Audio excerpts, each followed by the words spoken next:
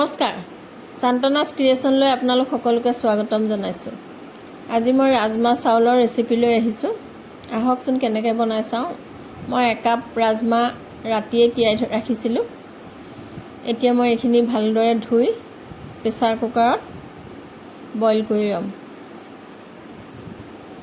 এতিয়া ইয়াত মই ৰাজমাখিনি দি পানী দিম।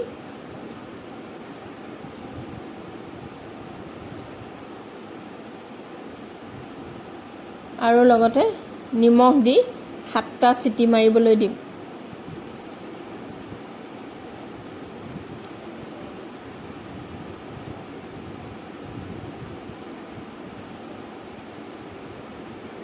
এতিয়া মই মছলাৰ কাৰণে লৈছোঁ পিঁয়াজ এটা ডাঙৰ, আপোনালোকে সৰু হ'লে 2টা ল'ব। বিলাহী 2টা লৈছোঁ, জলকীয়া, আদা আৰু নহৰু। এতিয়া মই আদা, নহৰু, জলকীয়া আৰু বিলাহীখিনি একেলগে মিক্সিত মাৰি ল'লোঁ। এতিয়া কেৰাহীত তেল অলপ দিছোঁ। তেলখিনি গৰম হ'বলৈ দিছোঁ। ইয়াতে মই এতিয়া 1 চামুচ জিৰা দিম।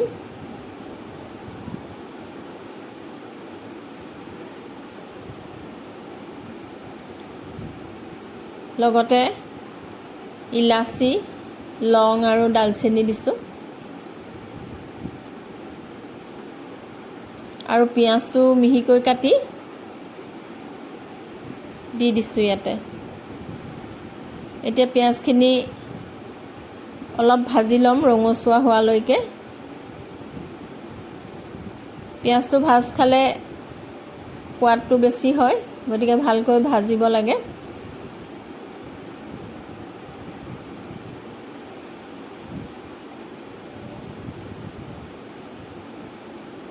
পিঁয়াজখিনি ৰঙচুৱা হোৱালৈকে মই ভাজিম।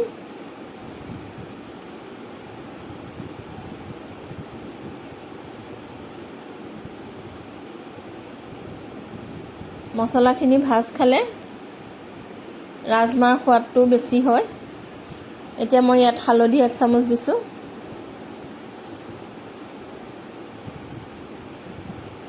ধনিয়া গুড়ি 1 চামুচ,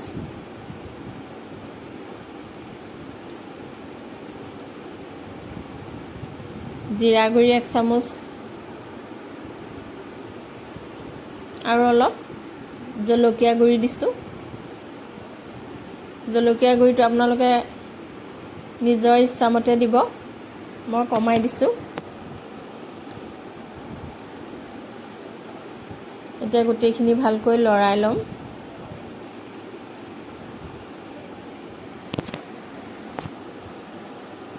এতিয়া মই বিলাহীৰ পেষ্টখিনি দি দিছোঁ আৰু ভালদৰে লৰাই লৈছোঁ।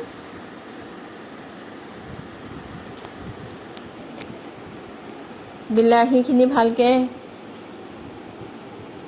সিজিবলৈ দিম, যাতে কেঁচা ভাৱটো নাথাকে। ঢাকি দিছোঁ তাৰ বাবে। মোৰ যদি ৰেচিপিটো ভাল লাগে তেনেহ'লে আপোনালোকে লাইক কৰিব, কমেণ্ট কৰিব, শ্বেয়াৰ কৰিব আৰু নতুনসকলে ছাবস্ক্ৰাইব কৰিব।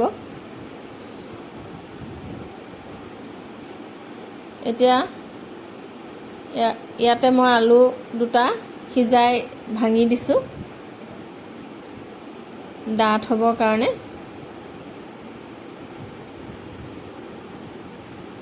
আলুখিনি অলপ ভালদৰে ভাঙি লৰাই দিছোঁ।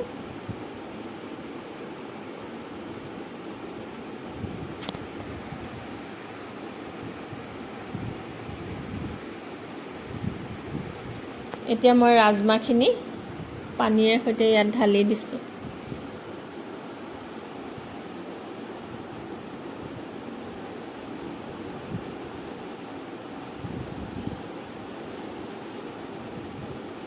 এতিয়া ঢাকি উতলিবলৈ দিম। মাজে মাজে লৰাই থাকিম।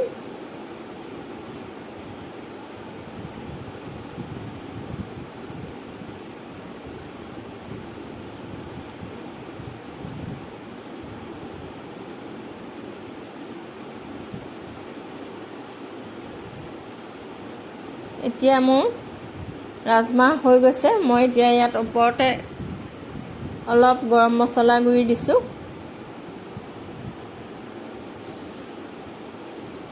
এতিয়া মই জিৰা ৰাইচ বনাম। তাৰ কাৰণে মই চাউল লৈছোঁ 1 কাপ। চাউলখিনি ভালকৈ ধুই লৈছোঁ। এতিয়া প্ৰেছাৰ কুকাৰত মই অলপ তেল দিছোঁ, ৰিফাইন তেল দিছোঁ। কিছুমানে ঘিউ দি বনায়, মই কিন্তু ৰিফাইনেই দিছোঁ। আৰু ইয়াতে জিৰা দিছোঁ।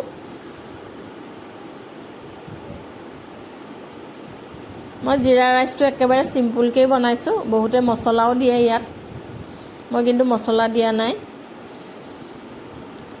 জিৰাখিনি অকণমান ভাজ খাবলৈ দিছোঁ। এতিয়া চাউলখিনি দি দিম।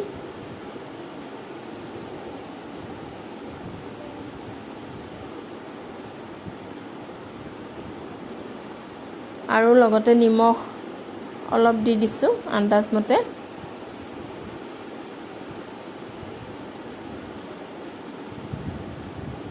এতিয়া অকণমান ভাজি ল'ম চাউলখিনি।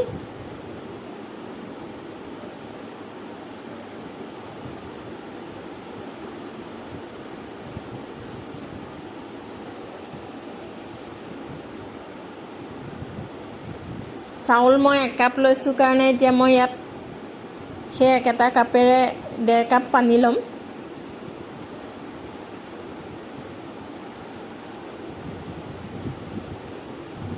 আপোনালোকে চচপেনতো বনাব পাৰে এনেদৰে, তেতিয়া পানী অলপ বেছি লাগিব খালি।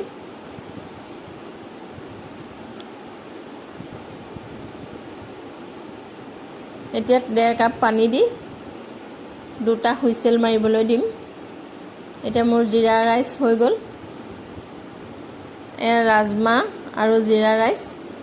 আপোনালোকে বনাই খাই চাবচোন, খুব সুন্দৰ হয় খাবলৈ।